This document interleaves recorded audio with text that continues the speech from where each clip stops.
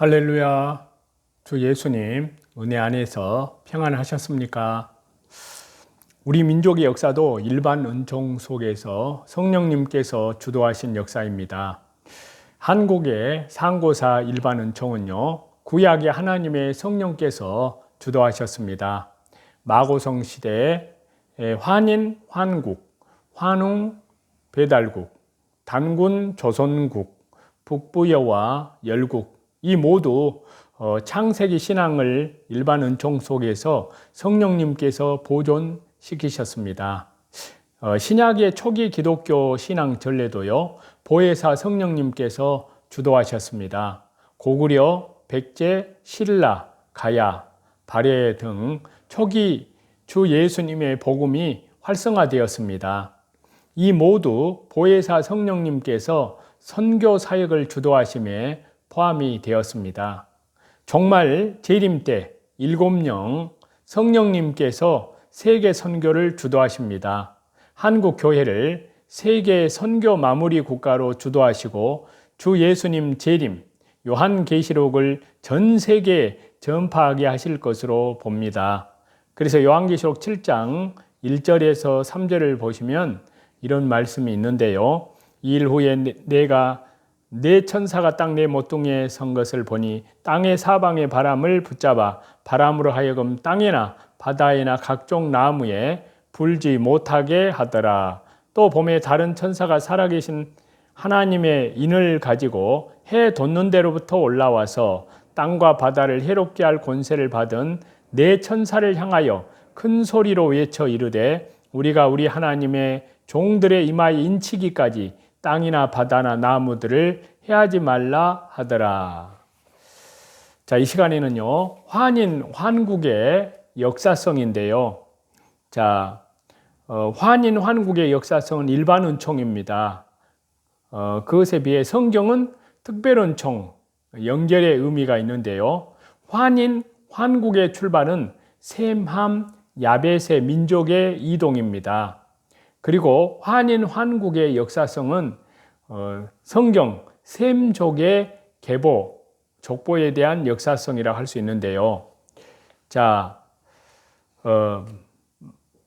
한국 상고사 증거에 있어서 빠뜨릴 수 없는 내용 중에 하나가 마고성에 이어서요, 바로 환국이란 나라의 역사성이라고 봅니다.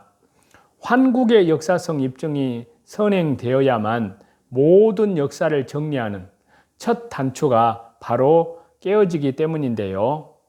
자, 거기에 대해서 좀 살펴보면요. 먼저 첫 번째, 환국의 역사성 거부를 하는 입장을 좀 보겠습니다. 환국이 존재하느냐 여부에 대해서 가장 부정적인 입장을 취하는 이들은요, 기존의 강단 사학자들입니다. 이들은요, 중화사상 혹은 친일 식민사학에 의해 과거부터 왜곡된 입장으로 역사를 바라보고 정리하고 있는데요.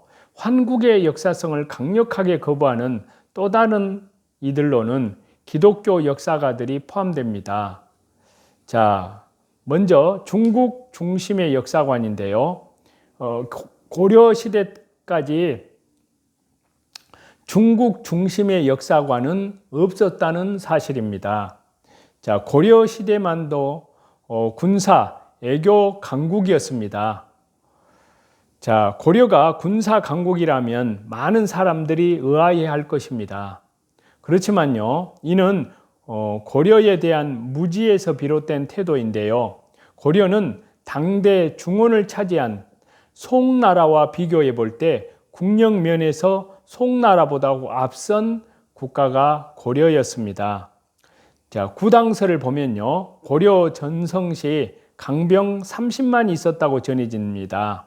그런데 고려가 관군 30만 명을 운용하였다는 건 고려가 기본적으로 군사적 능력을 갖춘 강국이었음을 뜻합니다. 고려는요, 당시 동아시아 패자, 거란족의 요 나라의 침입에 맞서서 무려 3번이나 그들을 물리치고요, 오히려 그들로부터 강동 6주를 얻어냈습니다. 같은 시기에 송나라가 거란족에게 연전연패하고요. 나라를 보존하고자 거란족에게 공물을 바쳐서 나라를 보존하는 것과는 완전히 처지가 다릅니다. 오죽하면 송나라가 같이 힘을 합쳐 금나라를 치자고 부탁을 할 정도일까요? 자, 송나라는 고려의 사신을 국신사로 대우했습니다. 자, 고려의 유상을 보여주는 것이 바로 송나라가 고려 사신의 대우입니다. 송나라는 고려의 사신을 국신사로 대우하였는데요. 이전의 중국 왕조와 이후의 중국 왕조가 이웃나라 사신을 조공사로 대우하는 것과는 확연히 차이가 납니다. 조공사라는 것은요, 이웃나라가 자기네 중국보다 딸린 나라, 즉 중국 특유의 중화사상이 깔려 있습니다. 그런데 그런 중국 왕조 송고려가 고려를 국신사로 대우하는 건 고려가 자기들과 대등한 국가임을 그들 스스로가 인정하는 것입니다. 자, 고려의 수도 개경은요, 황제가 머무는 황성으로 칭해졌습니다. 고려의 황제국 표방에 관해서는요, 고려의 수도인 개경과 고려의 정치제도 등을 통해서도 확인이 되는데요. 당시에 고려의 수도였던 개경은 왕이 머무는 왕성이 아니라 황제가 머무는 황성이었습니다. 고려인들은 자기들의 왕을 해동천자라고 불렀는데요. 자, 고려인들은 자신들의 왕을 해동천자, 즉 중국의 천자와 대등한 동방의 천자라고 불렀고요. 중국의 사신에 대해서도 다른 나라의 사신과 마찬가지로 사대의 예가 아닌 보통 손님의 예로 맞이했습니다. 이 외에도요, 고려가 황제국으로서 중국의 사대의 예가 아닌 이웃관계, 그 이상의 관계였음을 밝히는 증거들은 무수한데요. 고려 때만이 아닙니다. 삼국시대와 그 이전에도 한족과 우리 민족은 대등한 관계에 있었습니다. 시대를 거슬러 고조선대로 가면요, 사실상 4대 관계는 역전됩니다. 뚜렷한 중국 중심의 역사관은 조선시대부터 있었습니다. 중국의 중심 역사관의 뚜렷한 시발점은 언제부터일까요? 아까 말씀드린 대로 이에 대한 해답은 조선시대라고 말할 수 있습니다. 우리가 잘 알듯이 조선을 개국한 이성계가 위화도 해군의 명분으로 언급한 사불 가론의 첫째가 작은 나라로서 큰 나라를 거역할 수 없다는 것에 있었습니다. 다시 한번 역설하지만요, 조선 이전에는 어느 때에도 중국에 예속된 애교 자세를 취하지 않았다는 사실입니다. 자, 유학자들이었던 조선의 엘리트들은 민족의 고대사 연구를 금기시했습니다. 자, 조선은 나라가 생겨날 때뿐 아니라 사회를 주도하는 엘리트들인 유학자들이 의도적으로 중국 중심의 역사관을 취사 선택했습니다. 당시의 유학자들은요, 역사 교육의 다양한 관점으로 시행될 경우에는 자신들이 사회 권력을 장악할 수 없다고 믿었습니다. 그래서 그들은 유교주의 역사 교육을 획일적으로 시행할 것을 국왕에게 촉구한 것입니다. 이 점은요, 세조 3년 5월 26일자, 양력 1457년 6월 17일자 세조실록과 예종 1년 9월 18일자, 1469년 10월 22일자 예종실록 등에서 확인이 됩니다. 이에 따르면요, 조선 정부는 고조선 비사, 삼성기, 삼성밀기를 포함한 다수의 서적을 금서로 지정을 하고요, 이 책들을 몰수했습니다. 심지어 고조선 및 선교 서적을 은닉한 사람은 참수형에 처한다는 명을 내리기도 했습니다. 이를 가리켜서 세조의 사서수고령과 예종의 닉자 처참이라고 칭합니다. 자, 조선시대 중국 중심 역사의 왜곡과 은닉으로 상고사의 진상에 다가갈 기회를 잃어버렸습니다. 자, 이후에 유학자들이 중국 중심, 유교 중심, 획일적 역사관을 유포함으로써 자신들의 권력을 유지하는 대신에 우리 조상들은 조선시대 특히 세조 이후로 우리 민족의 과거 역사의 진상에 다가갈 기회를 빼앗겼습니다. 조선시대의 역사 교육, 국정화라고 할 수 있는 사건들은요, 거짓 가르침으로 우리 시온 역사의 진상을 숨기고 중국 중심의 역사관을 퍼뜨리는 데 훌륭히 기여하게 됩니다. 자, 이 같은 비극이 지금도 기정사실처럼 사람들에게 인식되어 있는데요. 중국은 당시의 동아시아의 중심 국가이며 우리나라는 변두리 국가 혹은 시대의 예를 다해야 하는 국가로 인식되는 것입니다. 이는 중국보다 수천 년 앞선 우리 역사의 시작, 그리고 중국보다 훨씬 크나큰 나라를 세운 우리 조상들의 역사를 왜곡을 하고 그릇된 시각으로 역사를 바라보는 것입니다. 자, 이 같은 중화중심 역사관에 사로잡힌 이들, 이를 당연하게 수용하는 이들은 황하 문명 이전에 수천 년 전에 세워진 환인의 환국을 인정할 리 만무합니다. 이들은 환국에 대해 그 역사성 자체를 결코 수용하지 않습니다. 참으로 안타까운 일이 아닐 수 없는데요. 칼빈이 지적하였듯이 진리가 어디서 나타나든 우리는 거부하지 말아야 한다는 사실이요. 역으로 말씀드리면 이 말을 진리가 아니라면 그것이 어디서 나타나든 우리는 거부하고 이를 바로잡아야 한다는 것입니다. 우리 역사도 마찬가지입니다. 그릇된 중화중심 역사관을 가진 이들은 고려시대에만도 존재조차 하지 않았습니다. 이 같은 그릇된 이해와 인식은 붙잡을수록 해로움이 됩니다. 올바른 역사의 뿌리를 알고 그 의미를 헤아림으로 우리는 우리의 현재와 미래도 올바르게 세울 수가 있습니다. 이는 교회와 성도들에게도 중요한데요. 비록 일반 은총 역사이지만 과거에 우리 민족의 본래 조상이 창조주 하나님을 찬양하는 셈족이라는 사실, 셈의 후손으로 동북아와 유라시아 전역에 이르는 대제국을 건설하는 것은 분명 사실입니다. 일반 은총 차원에서나마 이들은 하나님을 찬양하는 장막을 확장시켜 나갔습니다. 이를 뚜렷이 직시해야 하는데요. 역사의 올바른 복원이 이 시대에 정말 요한계시록을 전할 우리 민족, 특별히 한국 교회의 존재 이유와 사명의 당위성을 얻게 합니다. 그리고 이번에는 화제를 바꾸어서요. 지난번에 앞에 말씀에서 이제 그 트럼프의 예루살렘 수도 인정을 반대하는 인터넷 뉴스들에 대해서 말씀을 드렸는데요. 그 가운데 이제 무화과나무 비유에서 말씀드린 바로 주 예수님 재림과 또 세상 정부의 종말, 그런 부분들에 대한 상당한 이유를 10가지를 말씀을 드렸는데요. 자, 그 10가지가 하나님께서는 그런 10가지 시대를 절대 허락할 수 없다는 겁니다. 자, 10가지를 다시 한번 말씀드리면요. 첫 번째는 한 세대가 지나기 전에, 즉 2048년 안에 주님이 오신다는 개인적 생각 때문인데요. 자, 이것은 순전히 본인 개인의 생각이라고 말씀드렸습니다.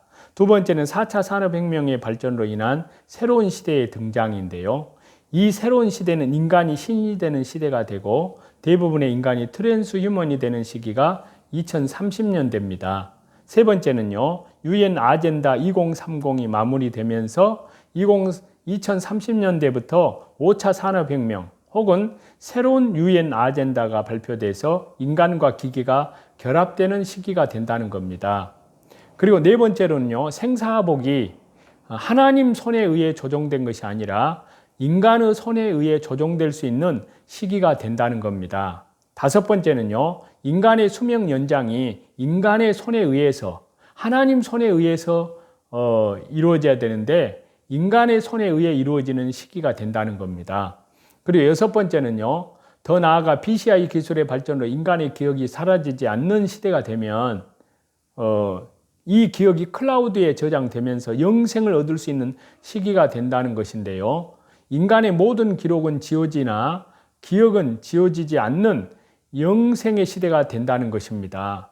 일곱 번째는요, 자연인, 유전인, 사이보그인, 로봇인, 인공지능인 등 여러 종류의 인종이 공존하는 시대가 된다는 겁니다. 복제 인간도 등장할 수 있다는 건데요. 여덟 번째는 인간과 짐승 간의 장기 이식 등 수많은 장기들이 복제되는 시기가 된다는 것인데요. 아홉 번째는 짐승의 표가 되는 마이크로칩의 사이가 됩니다. 열 번째는요, 이상의 모든 일들이 한 방향, 즉 하나님의 자리를 인간이 빼앗아 버리는 자리가 된다는 겁니다. 즉 인간이 신이 되는 새로운 세상이 되는 것인데요. 자, 이 외에도 많은 여러 이유들이 있지만요, 하나님께서는 이러한 시대를 절대로 허락하실 수 없다는 겁니다. 결론은요, 만약 이런 시대가 그대로 진행된다면 하나님도 예수님도 그리고 우리가 믿었던 성경의 모든 가르침이 잘못이 되고 맙니다. 그렇기 때문에요, 4차 산업혁명이 고도로 발전하는 시대가 오기 전에 주 예수님께서는 반드시 오실 것이라고 봅니다. 자, 이런 이유들로 인해서요, 현 시대적 상황과 성경을 연결시켜 아무리 늦어도 2040년 안에는 주 예수님께서 오셔야만 한다는 사실을 알리지 않을 수가 없습니다. 어쩌면 현 상황으로 볼 때요, 그보다 훨씬 빠를 수도 있을 것으로 보이는데요.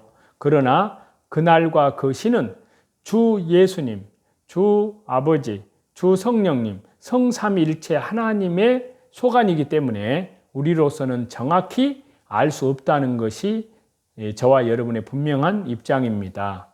현재 일어나는 모든 일들 하나하나가 모두 성경의 예언을 이루어가고 있는데요. 신이 되고자 하나님이 되고자 하는 인간의 욕망은 사탄의 욕망이라는 겁니다. 결국 하나님의 심판으로 마무리되어야 한다는 그런 결론입니다. 자, 예수님께서는 마태복음 24장 15절에 멸망에 가증하는 것이 거룩한 곳에 선다는 말씀을 하시면서 이는 환난 시대에 들어설 성전으로 모든 종교가 통합되면서 각종 가증하는 것들이 혼합되는 그런 멸망에 가증한 성전이 들어설 것임을 알리고 있는 것입니다. 현재 이스라엘이 새로 건축하고자 하는 성전은요, 모든 종교를 혼합시키는, 물론 우리 기독교도 당연히 들어가게 되는 그런 통합 성전으로서의 모습으로 나타날 것입니다. 그 어떤 평화의 상징이 될 수도 있다는 겁니다. 기독교를 비롯한 모든 종교인이나 세상 사람들이 새로운 평화의 상징으로 들어서는 예루살렘 성전에 대해서 환호하면서 감격적인 마음으로 받아들일 것입니다. 어쩌면 대부분의 기독교도 여기에 가담할지 모릅니다. 무서운 배도의 순간을 보게 되는 것인데요. 그리고 교회에 대한 배도의 성경적 예언을 모두 이루게 됩니다. 자, 이미 사탄의 놀이개로서 움직이는 수많은 교단이나 교회들은 종교 통합의 일에 더욱더 박차를 가해갈 것입니다. 이미 자유주의 신학적 교단과 예슬리안적 행위 중심의 교단들을 중심으로 한 반인 WCC 그리고 보수주의적 주의인 개혁주의나 복음주의를 중심으로 하는 정인 WEA 등을 통해 합의되는 종교통합의 불길은 더욱더 강하게 치솟고 있습니다. 코로나 이후에 이들이 서서히 움직이면서요, 모든 종교를 통합하려는 일에 박차를 가하고 있으며 대규모의 연합 집회 등을 통해 이미 배도한 모든 단체와 손을 잡고 성장, 부흥, 회복 등의 현란한 구호를 예측하며 함께하고 있습니다.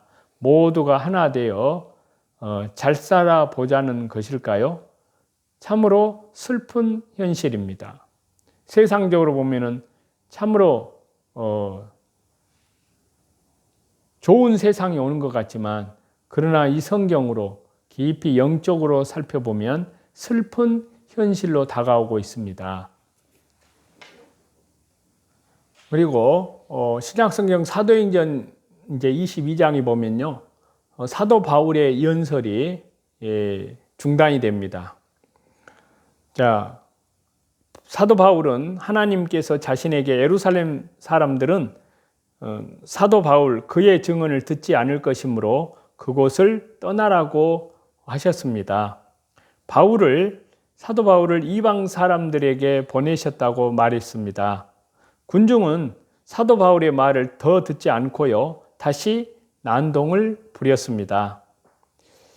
자, 사도 바울은 병령에 끌려 들어가서 채찍을 맞으면서 치조를 당하게 되자 자신이 로마 시민임을 밝히며 항의했습니다. 천부장은 사도 바울이 로마 시민임을 알고는 신문을 그치도록 했습니다. 유대인들은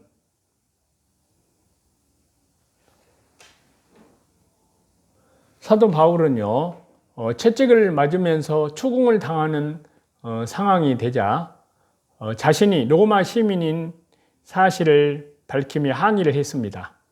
사도 바울은 모든 자랑과 특권을 다 내려놓은 사람이었습니다. 그러나 무엇이든 복음의 도구가 될 수 있었습니다. 사도 바울은 자신이 로마 시민임을 밝혀 부당한 고문을 피할 수 있었고요, 마침내 로마에까지 갈 기회를 얻었습니다. 저와 여러분, 우리가 가진 것을 하나님께 복음의 도구로 드리는 것은 참으로 영광스러운 일입니다. 저와 여러분이 가지고 있는 것들을 어떻게 주님의 일을 위한 도구로 드릴 것인지 한번 고민해 보면 좋겠습니다. 대단한 것이 아니라도 사람의 마음으로, 사랑의 마음으로 사용한다면요, 좋은 열매로 나타날 줄로 믿습니다. 찬송 드리시겠습니다.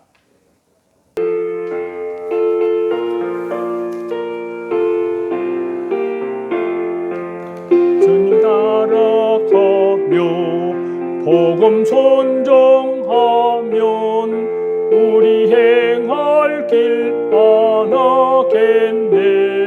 주님 의지하며 순종하는 자를 주가 늘 함께 하시리라. 의지하고 순종하는 길은 예수님 안에 즐겁고 복된 길이로다. 해를 당하거나 우리 고생할 때 주가 위로해 주시겠네. 주를 의지하며 순종하는 자를 주가 안위해 주시리라. 의지하고 순종하는 길은 예수님 안에 즐겁고 복된 길이로다. 남의 짐을 지고 슬픔 위로하면 주가 상급을 주시겠네. 주님 의지하며 순종하는 자를 항상 복 내려 주시리라. 의지하고 순종하는 길은 예수님만이 즐겁고 복된 길이로다. 모든 존귀와 영광과 감사와 찬양을 우리 성삼위 하나님께만 돌립니다.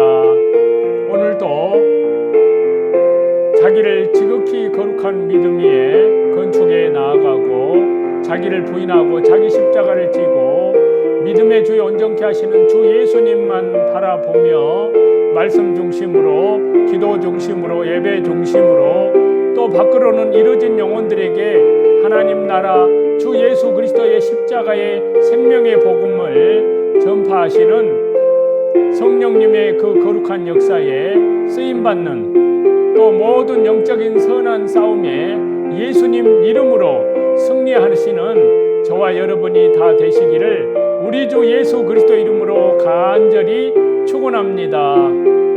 감사합니다.